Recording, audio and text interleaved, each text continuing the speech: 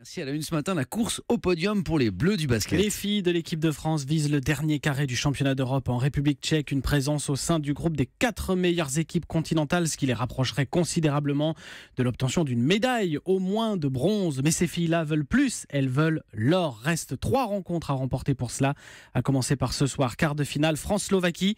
Une équipe largement à la portée des Bleus, Christophe Lamar. Qui peut battre cette équipe de France-là? A priori, pas grand monde et surtout pas la Slovaquie qui retrouve les quarts de finale d'un Euro pour la première fois depuis 2008.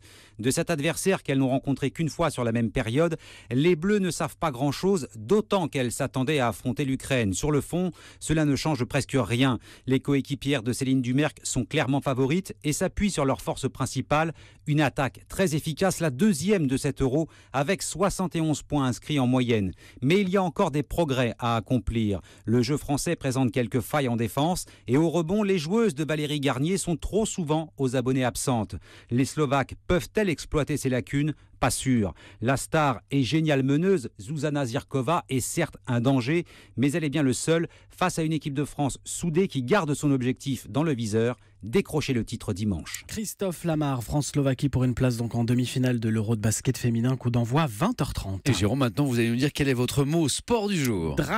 Drafté. Alors là, on s'adresse à des spécialistes, attention, oui. du basket masculin, du basket américain. Alors la draft Kesako, c'est chaque année, à cette période de l'année, une grande nuit qui voit les clubs de la Ligue nord-américaine, la NBA, la meilleure du monde, faire un petit peu leur marché. Oui, c'est ça. Ils s'assurent le recrutement de tout jeunes joueurs venus du monde universitaire américain ou de championnats étrangers. La draft cette année, c'est la nuit prochaine en France, et un jeune Français tient le haut de l'affiche. Il s'appelle Frank Ntilikina, 18 ans à peine. Il joue à Strasbourg et il a tapé dans l'œil de plusieurs clubs NBA, dont les célèbres Knicks de New York. Il s'attend donc à être drafté, comme on dit, à être recruté par la prestigieuse franchise. Olivier Mazet est l'agent de Frank Ntilikina.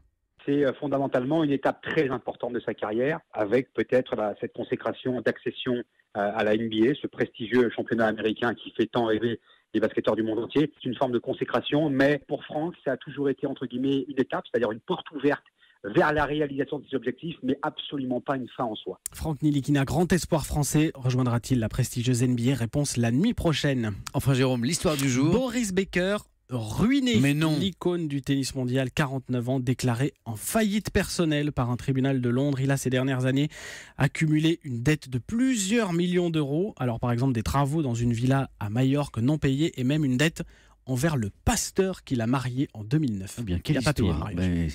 Mais c'est fou ça Jérôme, enfin. C'est triste. Bon. Merci Jérôme Lacroix. Et je vous souhaite une bonne journée. Mais vous et de on même. se retrouve demain, À demain. 6h13.